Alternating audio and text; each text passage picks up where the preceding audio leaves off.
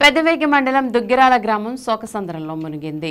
విహారయాత్రకు వెళ్లిన స్నేహితులు అనంతలోకాలకు చేరడంతో కన్న తల్లిదండ్రులతో పాటు గ్రామస్తులు బంధువులు కన్నీటి పర్యంతమయ్యారు.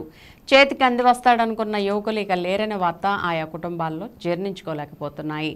బాపట్ల జిల్లా వేటపాలెం మండలం రామాపురం సముద్ర తీరం వద్ద జరిగిన ఈ సంఘటనలో మృతదేహాలను వెలికితీసి పోస్టుమార్టం నిమిత్తం ప్రభుత్వ ఆసుపత్రికి తరలించి అనంతరం దుగ్గిరాల గ్రామానికి మృతదేహాలను తరలించారు. దీంతో ఒక్కసారిగా దుగ్గిరాల గ్రామం శోకసంద్రంగా మారడమే కాక అత్తనాదాలతో మారుమ్రోగింది.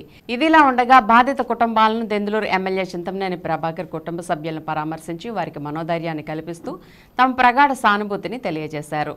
అన్ని విధాలా ఆదుకుంటామని హామీ ఇచ్చారు.